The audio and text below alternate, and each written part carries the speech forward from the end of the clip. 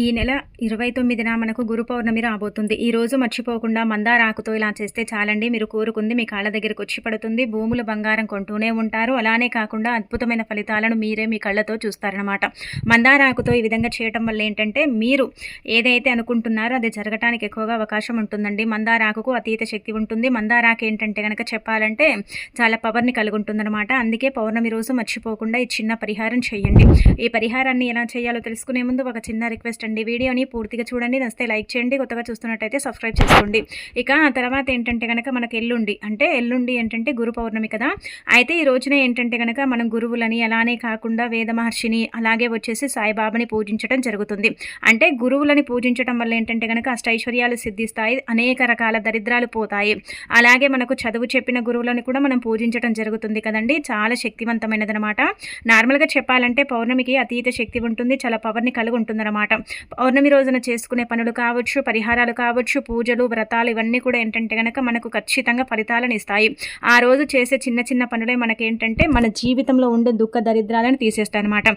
అయితే ఈ పౌర్ణమి రోజున తప్పకుండా మీరు కొన్ని నియమాలు పాటించుకుంటూ ఈ మందారాకు పరిహారం చేయండి.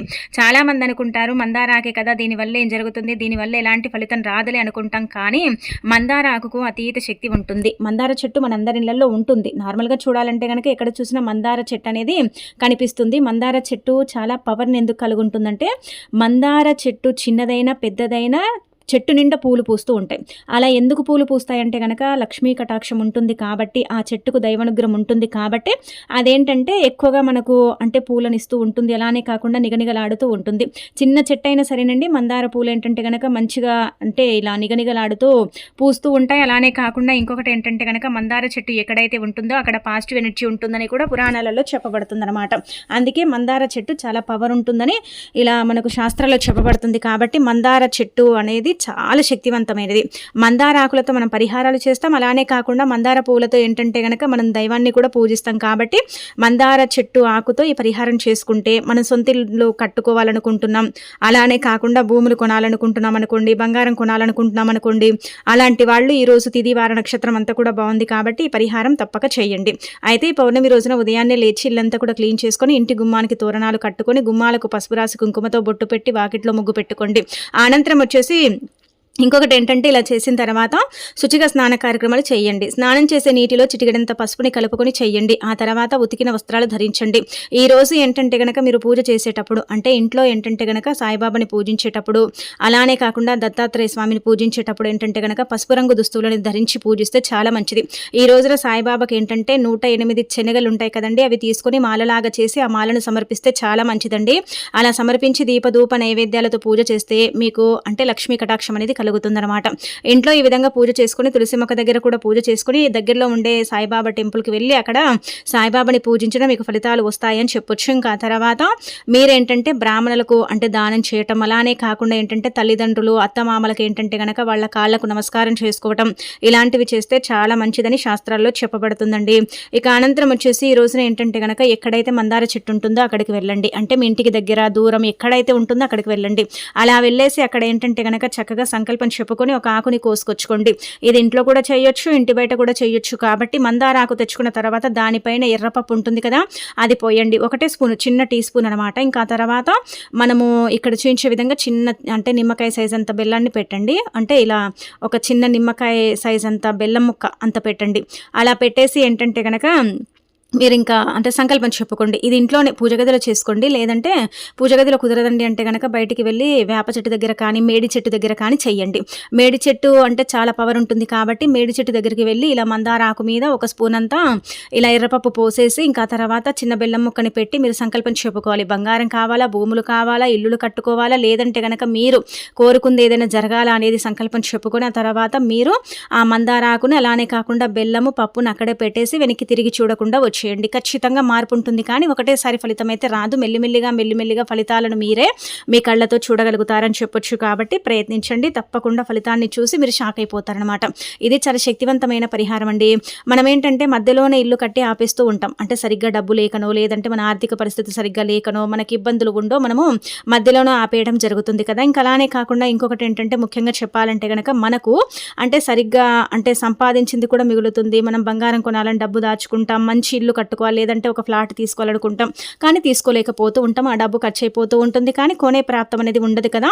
అలాంటి వాళ్లకు కూడా కొనే ప్రాప్తం కలగటం, మీరు కోరుకుంది జరగటం, ఇదంతా కూడా జరుగుతుంది. మీరు కోరుకుంది మీ కాళ్ళ దగ్గరికి రావటం, ఇవన్నీ కూడా మీరే మీ కళ్ళతో చూడగలుగుతారని చెప్పొచ్చు. కాబట్టి మందార ఆకుతో మర్చిపోకుండా ఏంటంటే ఈ పరిహారం అయితే చేయండి. ఇది చాలా చాలా శక్తివంతమైన పరిహారం.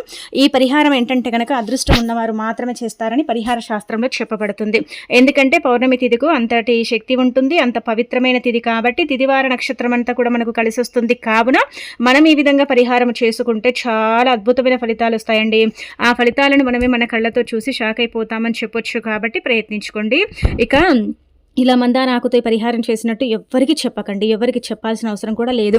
మనలోనే మనం దాచుకొని చేసేసుకుంటే సరిపోతుంది. ఇంకా అద్భుతాన్ని అయితే మనం చూడగలుగుతామని చెప్పొచ్చు. మనం కోరుకున్నది జరుగుతుంది. 3 నెలలలో 41 రోజుల్లో రిజల్ట్ అనేది మనకు తెలుస్తుంది. కానీ మెల్లిమెల్లిగా ఫలితం వస్తుంది, కానీ ఒకటేసారి ఫలితం అయితే రాదు. ఇది కూడా మీరు గమనించుకోండి. ఇక ఆ తర్వాత మందార మొగ్గలు ఉంటాయి కదండి, మందార మొగ్గల గురించి కూడా చాలా ప్రస్తావన ఉందండి శాస్త్రాల్లో. కాబట్టి మందార మొగ్గలతో కూడా ఇప్పుడు చెప్పే విధంగా ఈ చిన్న పరిహారం చేసుకోండి.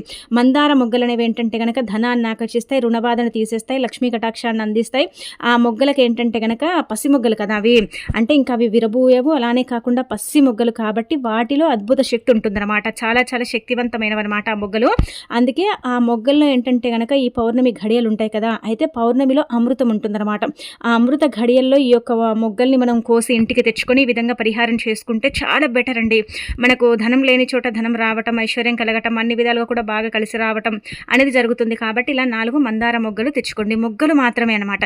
అంటే చాలా చిన్న చిన్న పసి మొగ్గలు ఉంటాయి కదా, అవి తెచ్చుకోండి. అవి కూడా ఏంటంటే కనుక సంకల్పం చెప్పి తెచ్చుకోండి. అవి మొగ్గలు కాబట్టి మనం సంకల్పం చెప్పకుండా తెచ్చుకుంటే అవి పరిహారం చేసినా కానీ ఫలించవండి. చాలా వరకు కూడా ఏంటంటే కనుక మనం చేసిన పరిహారం అంతా కూడా వేస్ట్ అయిపోతుంది. కాబట్టి గుర్తుపెట్టుకోండి, మా అవసరం కోసం తీసుకెళ్తున్నామని సంకల్పం చెప్పి తెచ్చుకొని ఆ తర్వాత ఒక ఎర్రటి వస్త్రం కానీ లేదంటే ఒక పాలిథిన్ కవర్ కానీ తీసుకోండి. అంటే జిప్ల కవర్ ఉంటుంది కదా, అదైనా సరే తీసుకోండి. ఈ 4 మొగ్గలు పెట్టండి. అందులో అర చిన్న అంగుళ ముక్క మీరు పచ్చకర్పూరం పెట్టి చిటికెడు కుంకుమ పసుపు పోసి ఇదేంటంటే కనుక పూజ గదిలో పెట్టి పూజించుకోండి. ఎలాగో ఈరోజు మన ఇంట్లో మనం దీపం పెట్టుకుంటాం, అలానే కాకుండా ఏంటంటే కనుక సాయిబాబాని పూజించడం ఇదంతా కూడా మనం చేస్తూ ఉంటాం కదా. ఇంట్లో మనం ఏం పూజించకపోయినా దీపం అయితే పెడతాం కదండి. పౌర్ణమికి శక్తి ఉంటుందని మనందరికీ తెలిసిందే. కాబట్టి ఇంట్లో మనం పూజ చేసేటప్పుడు ఈ యొక్క మనము మూట కట్టి కూడా పెట్టుకోవచ్చు, లేదంటే కనుక ఇలా అతికించి కవర్లు, జిప్ల కవర్స్ అంటాం కదా, అందులో చిన్నవైనా సరే ఈ 4 మొగ్గలు అలానే కాకుండా పచ్చకర్పూరం పెట్టి పసుపు కుంకుమలు పోసేసి ఇంకా సంకల్పం చెప్పుకొని పూజ గదిలో పెట్టుకొని పూజించుకొని ఆ తర్వాత దాన్ని తీసి బీరువాలో దాచుకుంటే చాలు, లేదంటే వ్యాపారం చేసే స్థలాల్లో పెట్టుకుంటే చాలు. 3 నెలలే పనిచేస్తుంది, 3 నెలల కంటే ఎక్కువగా పని చెయ్యదు. కాకపోతే ఆ 3 నెలలు కూడా మీరేంటంటే కనుక దాని యొక్క రిజల్ట్ చూసి, అంటే ఆ మొగ్గల ఫలితం చూసి మీరు ఆశ్చర్యపోతారండి. మీరేంటంటే షాక్కి గురవుతారండి. అంత చక్కగా ఇదేంటంటే కనుక మనకు పనిచేస్తుంది అనమాట. చాలా శక్తివంతమైన కొంత లక్షల్లో కూడా ఈ పరిహారాన్ని చేసేసి ఫలితాలను పొందిన పరిహారం. కాబట్టి ఈ రోజున తిథి వార నక్షత్రం అంతా కూడా బాగుంది. కావున మీరేంటంటే మర్చిపోకుండా ఈ చిన్న పరిహారం అనేది చేసుకోండి. దీనివల్ల 99% మంచి జరిగే అవకాశం అయితే ఉంటుంది. చాలా వరకు కూడా ఏంటంటే ఇది శక్తివంతమైన పరిహారం అని పురాణాలలో కూడా చెప్పబడుతుంది. కాబట్టి పరిపూర్ణ నమ్మకంతో చేసుకోండి. ఎంత నమ్మకం ఉంటుందో అంత ఎక్కువగా ఫలితాలు వస్తాయి. నమ్మకం లేదనుకోండి ఫలితాలు అనేవి రావన్నమాట. ఇది కూడా మీరు గుర్తుపెట్టుకోండి. అయితే పౌర్ణమికి ఘడియలు ఉంటాయి కాబట్టి పౌర్ణమి చాలా శక్తివంతమైనది. కావున పౌర్ణమి వల్ల మనకు మంచి జరుగుతుంది, కానీ చెడు జరగదు. ఈ 2 పరిహారాలు చేసుకోవడం వల్ల ఏంటంటే ఇంకా అద్భుతమైన ఫలితాలు అయితే వస్తాయన్నమాట. బెటర్ రిజల్ట్ని మనం చూడగలుగుతామండి. చక్కగా రిజల్ట్ మనం పొందగలుగుతామని చెప్పొచ్చు. అంత పర్ఫెక్ట్గా పనిచేసే పరిహారం అనమాట.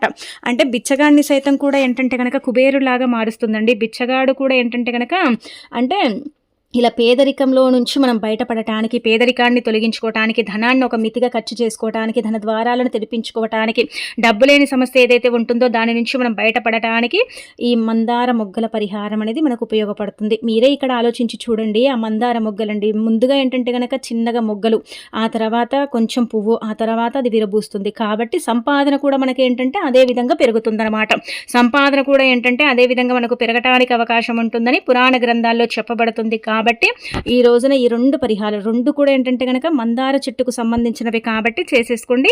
ఇక చక్కగా ఫలితం అనేది వస్తుందన్నమాట. ఈ 2 పరిహారాలు కూడా చాలా చాలా పవర్ని కలిగి ఉంటాయి. చాలా పవర్ఫుల్ పరిహారాలు, చాలా శక్తివంతమైనవి. కాబట్టి దీనివల్ల ఏంటంటే కనుక 99% మంచి జరుగుతుంది. చాలామంది కూడా చేసి ఫలితాలను పొందిన పరిహారం అనమాట అండి.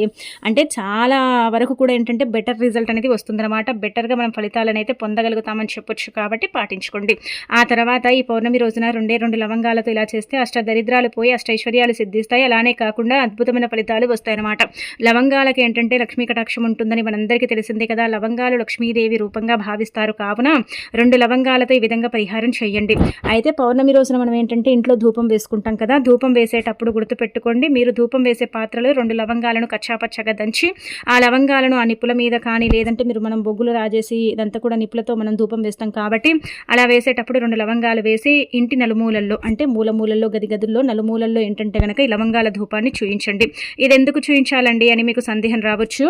అయితే ఇది చూయించటం వల్ల ఏమవుతుందంటే ఇంట్లో నెగిటివిటీ ఉంటుంది కదా. అంటే చాలా వరకు కూడా మనకు ఇంట్లో అంటే చెడు శక్తులు ఉంటాయి, నకారాత్మక శక్తులు ఉంటాయి. అంటే కొన్ని శక్తులు ఏంటంటే కనుక దృష్ట శక్తులు మనని ఇబ్బంది పెడుతూ ఉంటాయి. మన ఇంట్లో కారాత్మక శక్తులు తిరుగుతూ ఉంటాయి. మన ఇల్లు మనకు అనుకూలించకపోవటం, ఇంటి వాతావరణం సరిగ్గా లేకపోవటం, ఇంట్లో ఏదో ఒక ప్రాబ్లము, సమస్య, ఇబ్బంది అనేది రావటం ఇదంతా కూడా జరుగుతుంది కదండి.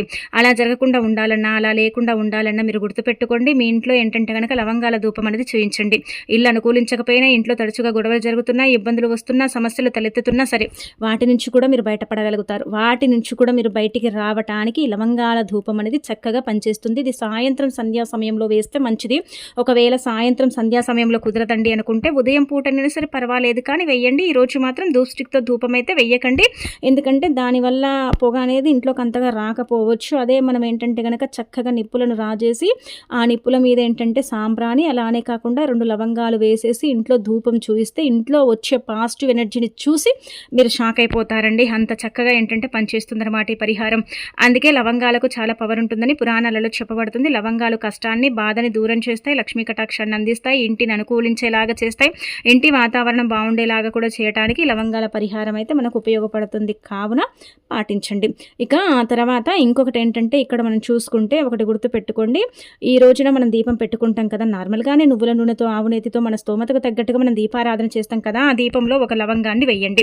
అంటే ఒక్కటే చేతిలో పట్టుకోండి, సంకల్పం చెప్పుకోండి. ఆ తర్వాత లవంగాన్ని మీరు ఏంటంటే దీపంలో వేసేసి వెలిగించండి, సరిపోతుందన్నమాట. అలా వెలిగిస్తే ఏమవుతుందంటే కొన్ని రకాల కష్టాలండి, మధ్య మధ్యలో కష్టాలు, డిస్టర్బెన్స్ ఇవన్నీ కూడా ఉంటూ ఉంటాయి కదా. అలాంటి వాటి నుంచి మనం బయటికి రావడానికి చక్కగా పనిచేసే పరిహారం కాబట్టి దీపంలో లవంగాన్ని తప్పకుండా వేయండి. వేసేసి ఏంటంటే కనుక సంకల్పం చెప్పుకొని దీపారాధన చేసుకుంటే చాలు, మీ జీవితం అనేది మారిపోతుంది. మీరు పట్టిందల్లా బంగారంలాగా మారి లక్ష్మీదేవి అనుగ్రహం కలుగుతుంది. అయితే ఈరోజు పౌర్ణమి కదా, ఇంట్లో గుర్తుపెట్టుకోండి, ఈ కూరల్ని వండకండి. పొట్లకాయ, బీరకాయ అలానే కాకుండా కాకరకాయ కూరలు, అలాగే వచ్చేసి ముల్లంగి, ఆ తర్వాత ఏంటంటే కనుక ములక్కాడ, ఈ కూరలు తినకూడదండి. ఎందుకంటే ఇవి పాము ఆకారంలో ఉంటాయి కాబట్టి వీటిని కోసి వండరాదనమాట, వీటిని తినరాదనమాట. అలానే వచ్చేసి వీటిని తిన్నా వండినా ఏంటంటే ఇంట్లో అనేక రకాల ఇబ్బందులు మనకు క్రియేట్ అవుతాయి. మనం అనేక రకాల చిక్కుముళ్ళలో పడిపోతాం కాబట్టి తినకండి.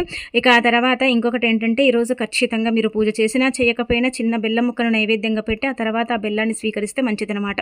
ఎందుకంటే బెల్లంలో అతీత శక్తి ఉంటుంది. బెల్లం అంటే అనారోగ్యాన్ని తొలగిస్తుంది, ఆరోగ్య ప్రాప్తి కలిగేలాగా చేస్తుంది కాబట్టి బెల్లాన్ని తప్పకుండా తినండి. ఈ రోజున పసుపు రంగు దుస్తువులు ధరిస్తే చాలా అదృష్టం అండి. పసుపు బట్టలు కానీ, ఆరెంజ్ కలర్లో ఉండే బట్టలు కానీ ధరించి ఇంట్లో ఎవరైతే పూజ చేస్తారో అలాంటి వాళ్లకు అష్టైశ్వర్యాలు సిద్ధిస్తాయని పురాణ గ్రంథాల్లో చెప్పడం జరుగుతుందన్నమాట.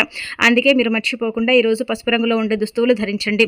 ఇక ఆ తర్వాత ఇంకొకటి ఏంటంటే కనుక ఇక్కడ చెప్పాలంటే మీరు ఒకటి గుర్తుపెట్టుకోండి, ఈ రోజున మనము అంటే బ్రాహ్మణులకు ఇలా మీరు పట్టు వస్త్రాలు కానీ లేదంటే కనుక వస్త్రాలను కానీ మీ స్తోమతకు తగ్గట్టుగా దానం చేస్తే కూడా మంచిదనమాట.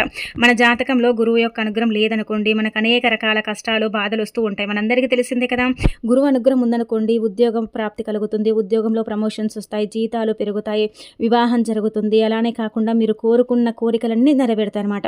గురువు అనుగ్రహం లేకపోతే మీకు చాలా ఇబ్బందులు కలుగుతాయి, బాధలు కలుగుతాయి, సమస్యలు కూడా వస్తూ ఉంటాయి. కాబట్టి గురువు అనుగ్రహం కలగాలంటే 2 కరివేపాకు ఆకులను తీసుకొని చక్కగా మీ ఇంట్లో పూజ మొత్తం అయిపోయిన తర్వాత ఆకులను ఏంటంటే కనుక సింక్ దగ్గర నించుని కాల్చేయండి. ఇలా చేయటం వల్ల ఏంటంటే మీ ఇలా 2 కరివేపాకు ఆకులను కాల్చండి. అలా కాలిస్తే చాలా మంచిది, మీకు గురువు యొక్క అనుగ్రహం కలుగుతుంది, సంపద పెరుగుతుంది, అన్ని విధాలుగా కూడా మీకు బాగా కలిసి వస్తుందని చెప్పొచ్చు. కాబట్టి పరిహారాన్ని తప్పక పాటించుకోండి. ఇలా చిన్న చిన్న నియమాలు ఏంటంటే కనుక ఈ పౌర్ణమి రోజున పాటిస్తే చాలా మంచిదండి. ఒకటి గుర్తుపెట్టుకోండి, సాయిబాబా ఆలయానికి వెళతాం కదా, అక్కడికి వెళ్ళిన తర్వాత చిన్నగల మాలను సమర్పిస్తే చాలా మంచిదండి. అనంతరం వచ్చేసి ఈరోజు ఖచ్చితంగా పసుపు కొమ్ములు కొంటే బంగారం అంటే కొన్నట్టే అనమాట. పసుపు కొమ్ములు కొని మనం పూజలో పెట్టి పూజించుకొని ఆ తర్వాత తర్వాత ఆ పసుపు కొమ్మలను ఏంటంటే గనక బీరువాలో దాచుకుంటే కూడా ధనం వస్తుంది, ధనద్వారాలు తెరుచుకుంటాయి. ఆ విధంగా కూడా మనకు మంచి జరుగుతుంది. కాబట్టి పౌర్ణమి రోజు ఇలా చేయండి. ఈరోజు జుట్టు కత్తిరించడం కానీ, గోర్లు కత్తిరించడం కానీ ఇలాంటివి అయితే చేయకండి. ఇంట్లో ఏంటంటే గనక చక్కగా మన నిష్ట నియమాలతో 2 పూటల పూజ చేసుకోవాలన్నమాట. పౌర్ణమికి అతీత శక్తి ఉంటుంది కాబట్టి సాయంత్రం సంధ్యా సమయంలో గుమ్మం దగ్గర ఒక్క దీపం పెట్టినా సరేనండి, చీకటి మొత్తం వెళ్ళిపోయి మనకు వెలుగు వస్తుంది కదా, ఆ వెలుగు కాంతిలో నుంచి లక్ష్మీదేవి మన ఇంట్లో కడుగు పెడుతుంది, మనకు కావలసినంత ఐశ్వర్యాన్ని ఇస్తుందని పురాణ గ్రంథాల్లో చెప్పబడుతుందన్నమాట. అందుకే వీలుంటే సాయంత్రం ఏంటంటే గుమ్మం దగ్గర ఖచ్చితంగా దీపారాధన చేసుకోండి. దీపం పెట్టి లక్ష్మీదేవి అనుగ్రహానికి ఏంటంటే గనక పాత్రలు కండి. ఇలా ఈ రోజున తప్పకుండా మీరేంటంటే గుర్తుపెట్టుకోండి, ఇంట్లో పసుపు నీళ్ళు కూడా చల్లుకోండి. స్నానం చేసేటప్పుడు కూడా చిటికెడంత పసుపుని వేసుకొని స్నానం చేస్తే లక్ష్మీ కటాక్షం కలుగుతుంది, మీకు సంపద పెరుగుతుంది, అన్ని విధాలుగా కూడా బాగుంటుందని చెప్పొచ్చు. కాబట్టి ఇది కూడా పాటించండి. ఇంకా తిరగనేది ఉండదనమాట. ఈ చిన్న చిన్న నియమాలు పాటించుకుంటే కోటి జన్మల పుణ్యంతో తప్పకుండా అండి కోరుకున్నవన్నీ కూడా జరిగి తీరుతాయన్నమాట.